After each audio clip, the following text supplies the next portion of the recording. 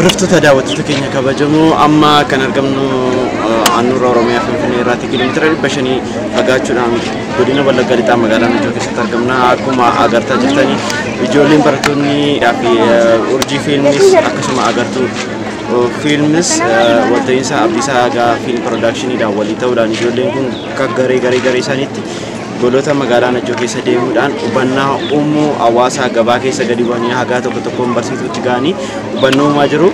Ayyeen hojii barattoonni kun hojjetanii tokkoon isin daawwachiisna. Amma xumura sagantaa keenyaatti waliin akka taatan isin affeerraa waliin turtii gaarii.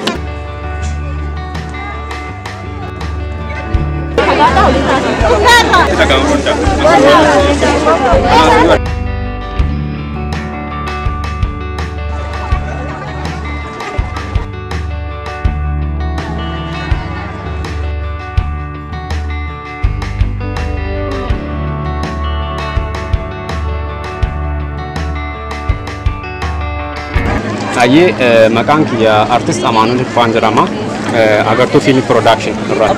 Egaan erga uummata kanatti erga dabarsuu jalqabne gugulleerraa akka agartuu fiilm piroodakshinii kanatti har'as kunoo guyyaa torban kanaan guyyaa shanaffaa keenyadha kan baanii uummata kana gorsaa turre. Yeroo darbee bishaaniin harka dhiqachiisaa turre amma immoo gabaan iddoo walitti qabamee jirtutti illee keessa babbaanee walirraa fagaadhaa fakkeessan yeroo yerootti dhiqadhaa jennee barsiisaa jirra.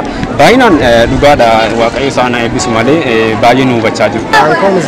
Sanjaramaa suma jiraata magaalaa Jogandari waasadde walumaa galatti dhibeen koronaa jedhamudha.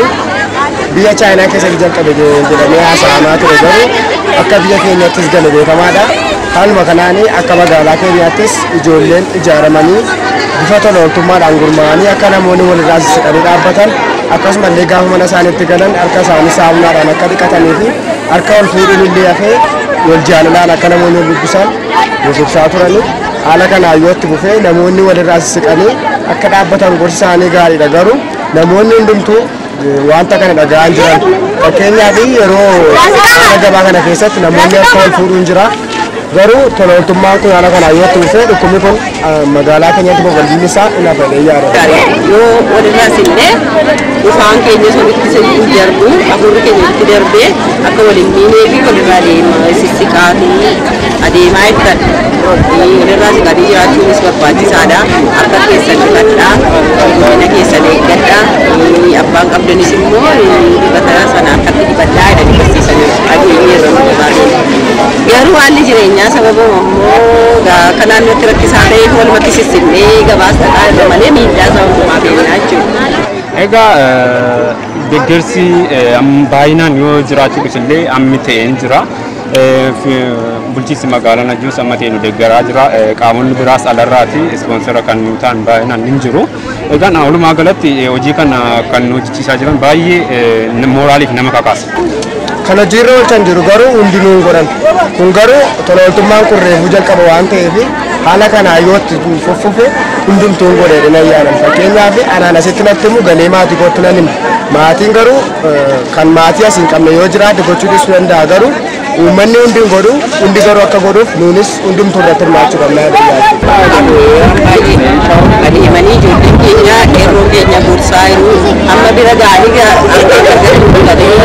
nama gochaa jiru baay'ee dhugatanii naannoo baadiyyaa keenya dhufanii ammas baay'ee hubannaa kun hin galleef jechuudha walitti immoo daddabarsaa irra humna keenya nuti walitti dabalii himaa jiru. Ani yaadan qabu uummanni keenya hundumtiyyuu dhukkubni kun dhukkuba balaafamaa waan ta'eedhaa fi dhukkuba kana hundumti keenya iyyuu bakka keenya fageenya keenya eeggannee harka keenya yeroo yerootti eeggannee maatii alarraa dhufnee keessa gaafa gallu manatti gaafa gallu harka keenya dhiqannee qaama ofii keenya eeggannee maatii keenya illee akkuma eegnu. Dhaamsa akka waliigalaatti dabarsuu qabnu dhukkubni kun bifaan ilaalu sooressa hiyyeessan jedhu bulchitoota biyyaa warra qabeenya qaban illee miidhaa jira. Biyyoota gurguddoo biyyoota addunyaa kana irratti abuu qabna jedhan Chaayinaa, Ameerikaa, Xaaliyaanii fa'aallee ajjeesaa jira. Guyyaatti hanga nama 1,000 miidhaa jira waan ta'eef qorichi aadaa isa fayyisu hin jiru, qorichi ammayyaa isa fayyisu hin jiru.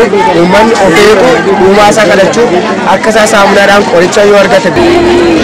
Rakkina irraa ilaallee walitti sissinnee wal miidhuu irraa itti of qusannee bakka jirrutti bakka deemnuttis isa dhageenya kana hojiirra oolchuudhaaf of eeggannaa innaa deemne gaariidhaan jedha nama beeku. Reediftota daawwattoota keenya qophii agartuu fi team Abdiisaa Gaa waliin ta'uudhaan magaalaa Najjootti hojiiwwan isaan hojjechaa turan tokko lamaan isin daawwachiisaa turuun keenya ni yaadatama. Daawwannaa nu waliin taasistanii maqaa dhaggeeffattootaaf daawwattoota keenyaatiin guddaa galateeffama.